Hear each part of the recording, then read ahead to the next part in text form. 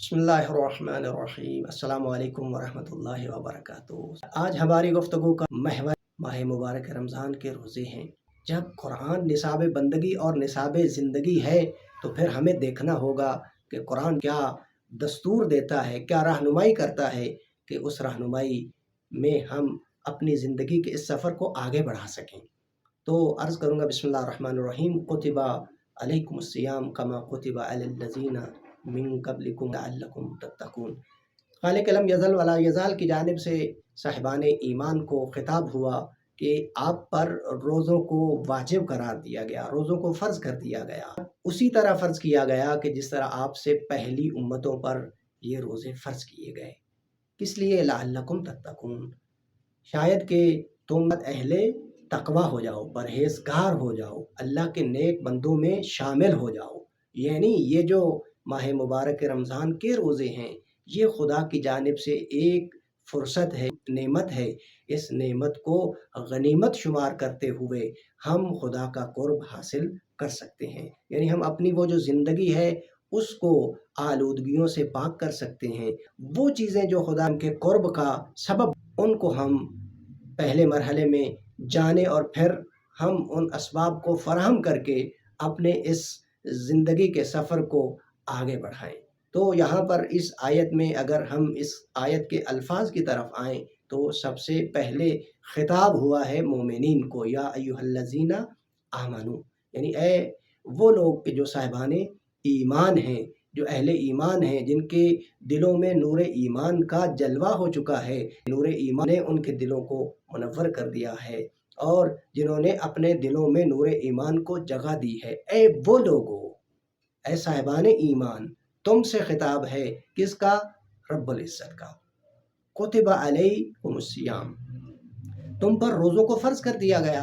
यानी अब यहाँ देखिए, ये जो इबादत हैं अल्लाह की जानिब से जो दायरा वजूब में आती हैं, यानी जिनको हमारे ऊपर, इंसानों के ऊपर वाजिब करार दिया गया, तो इसलिए वाजिब करार दिया गया है कि खुदा हमें इस बहाने से अपने करीब करना चाहता है। जब हम खुदा की रिज़ा के लिए अपने आप को अज़ान सुबह से लेकर अज़ान मगरिब तक ऐसी चीज़ों से दूर रखेंगे कि जिनका आम हालत में, आदी हालत में इस्तेमाल करना, खाना पीना जायज़ होता है, तो अगर हम खुदा की रज़ा के लिए, खुदा की खुशनुदी के लिए उन चीज़ों से अपने आप को दूर रखेंगे तो ये एक बहाना है।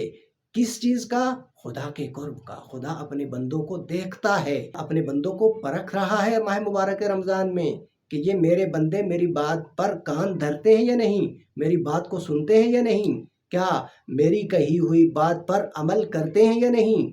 तो ज़ाहिर बात है साहिबान ईमान वही होते हैं जो पहले मरहले में खुदा पर ईमान रखते हैं और इसी तरह फिर खुदा के कलाम को सुनते हैं, कुरान की तिलावत करते हैं, उसमें तदब्बर करते हैं, उसमें गौर व फ़िक्र करते हैं और फिर उस कलाम से अपनी ज़िंदगी को खूबसूरत बनाने के लिए उसके दस्तूरात को अपनी ज़िंदगी में जगह देते हैं, उन पर अमल पैरा होते हैं।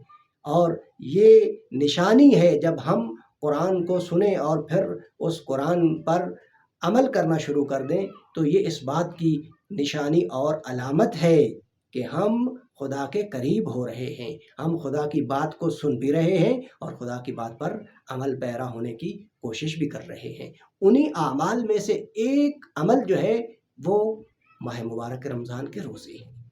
अब ये इबादत में से एक है। जैसे नमाज वाजिब है, पंजगाना नमाज हम पढ़ते हैं, हर रोज़ नमाज पढ़ते हैं, इसी तरह पूरे साल में एक माह के लिए परवरदिगार ने हमारी आजमाइश के लिए और हमें दायरा मुत्तकीन में दाखिल करने के लिए रोज़ों को हम पर वाजिब और फ़र्ज़ करार दिया। इसलिए कि खुदा की जानिब से जो भी हुक्म आता है उसके अंदर मनफ़ियत होती है इंसान के, उसमें इंसान का फ़ायदा होता है, इसीलिए वो खुदा की जानिब से वाजिब करार पाते हैं।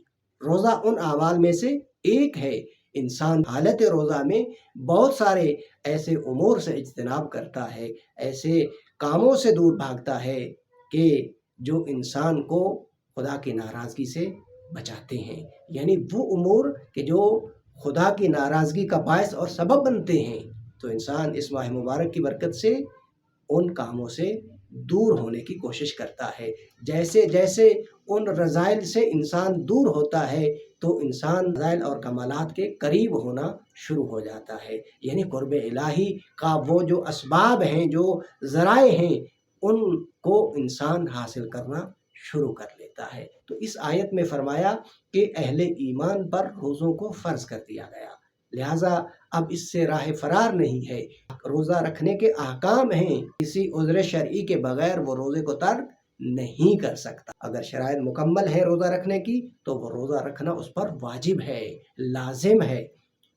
اگر وہ روزے کو ترک کرتا ہے تو گویا اس نے معصیت الہی کی ہے، یعنی ایک واجب کو ترک کرنا یہ عذاب الہی کا سبب بنتا ہے، خدا سے دوری کا سبب بنتا ہے، قرآن سے دوری کا سبب بنتا ہے، وارثان قرآن سے دوری کا سبب بنتا ہے۔ اگر ہم چاہتے ہیں قرآن کے قریب ہوں، وارثان قرآن کے قریب ہوں اور اسی طرح خدا کے قریب ہوں تو ہمیں خدا کی بندگی اور اطاعت کرنا ہوگی، خدا کے فرمان پر لبیک کہنا ہوگا۔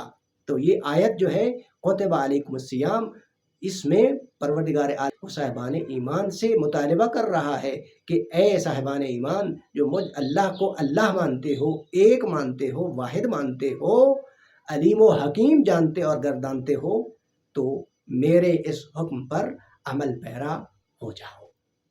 السلام علیکم ورحمۃ اللہ وبرکاتہ۔